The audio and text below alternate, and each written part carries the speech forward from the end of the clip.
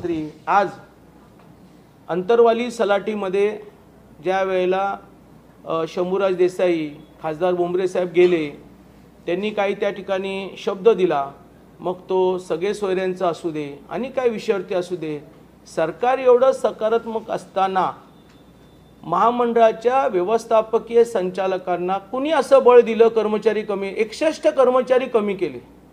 आता हे 61 कर्मचारी जे कमी केले याचा किती मोठा ताण राहिलेले असणाऱ्या कर्मचाऱ्यांवरती पडणार आहे। 77 कर्मचारी जे महाराष्ट्रामध्ये काम करतात, म्हणजे काय होणार आहे, डिले ऑफ वर्क होणार, पेंडेन्सी वाढणार आणि जर पेंडेन्सी वाढली की अचानक त्या ठिकाणी बोंबाबोंब होणार।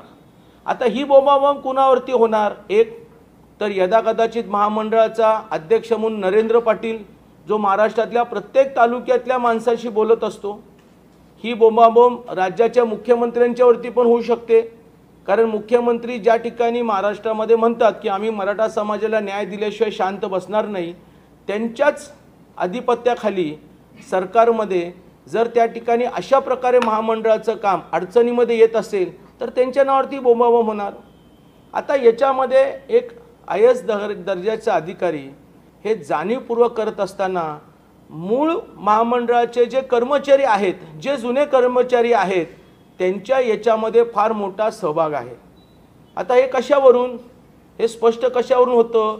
कारण कमी कर्मचाऱ्यांमधून काम करावं म्हणजे त्या ठिकाणी भ्रष्टाचाराला वाव मिळेल। ज्या वेळेला एखाद्या लाभार्थ्यांचे पैसे वेळेवर जाणं गरजेचं आहे, जर ते मिळाले नाहीत, 5-5, 6-6 महिने जर ते पैसे पडून राहिलेत, मग कोणीतरी एजंट निर्माण होणार। तो एजंट काय करणार की मी महामंडळाच्या अधिकाऱ्यांशी बोलतो, तुमचे व्याज परतावा लवकर मिळवून देतो, तू मला एखादा हप्ता दे इन द सेन्स की मला एक अनधिकृतपणे पैसे दे। मग तो महामंडळाच्या हेड ऑफिसच्या कर्मचाऱ्याला संपर्क करणार आणि लवकर पेमेंट करणार।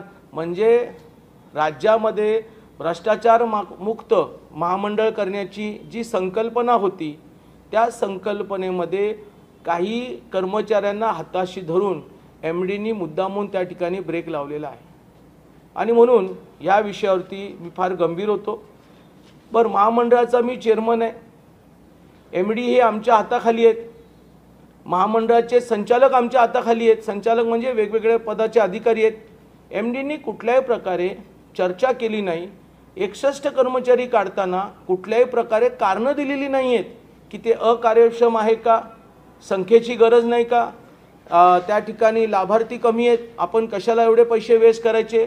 म्हणजे कुठेतरी राज्य सरकारला अडचणीमध्ये आणण्याचं काम जाणीवपूर्वक महामंडळाचे MD या ठिकाणी करत आहेत।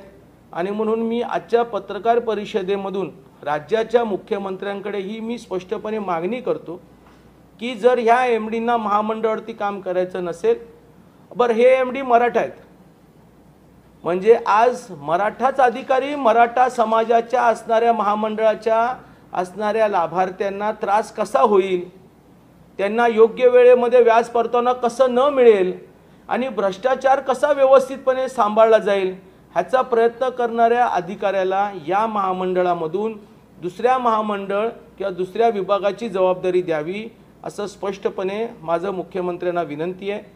खरं म्हणजे हा जाब मुख्यमंत्र्यांना मी जाब विचारेल अशा प्रकारच्या पेपरला बातम्या आल्यात, ही वस्तुस्थिती आहे। कारण MD सारखा अधिकारी, IAS ऑफिसर अधिकारी कुणाच्या तरी सांगण्यावरून एवढं धाडस करतो। आणि हा कोण आहे? आता मी कुणाला विचारायचं? राज्याचे उपमुख्यमंत्री देवेंद्र फडणवीस साहेबांना विचारायचं म्हटलं तरी त्या ठिकाणी काही झालं मराठा समाजाचा विषय तर त्यांच्या नावावरती त्या ठिकाणी नारळ फोडला जातो।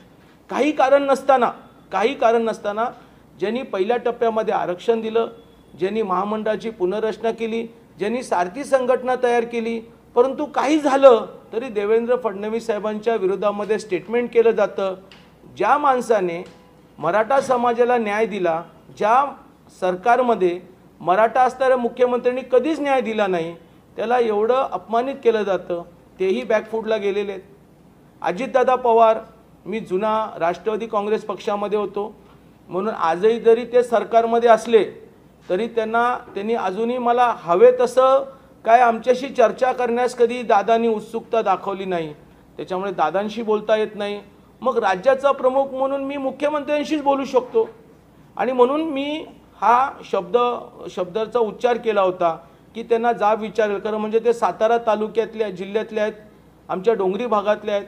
माथाडी चळवळीमध्ये त्यांनी फार जवळून पाहिलेलं आहे, मराठा समाजाचं काम पाहिलेलं आहे. त्यांनी म्हणजे राज्यातले पहिले मुख्यमंत्री हे ठरतील देवेंद्र फडणवीस साहेबांच्या नंतर ज्यांनी कमी वेळामध्ये महाराष्ट्रामध्ये कुणबी प्रमाणपत्र म्हणजे तालुक्यामध्ये गावामध्ये कुणबी समाजाच्या प्रमाणपत्र किती परिवारांमध्ये आहे हे शोधण्याचं काम केलं. म्हणजे अशा व्यक्तींकडनं तर खूप मोठं काही आम्ही अपेक्षित आहोत. आणि म्हणून माझ्या या पत्रकार परिषदेमधून माझी राज्याच्या मुख्यमंत्र्यांना एवढीच विनंती आहे की अगोदरच मराठा समाजाचे बरेचसे प्रकरणं पडून आहेत. MDना जर काम करायचं नसेल तर MDना दुसरी जबाबदारी द्या. पण जे 61 कर्मचारी आहेत, उलट आम्हाला 200 कर्मचारी अतिरिक्तचे भरावे लागतील. कारण आजही आम्ही म्हणू की तालुका स्तरावरची ही योजना लोकांपर्यंत गेली नाही, त्यांना न्याय मिळत नाही.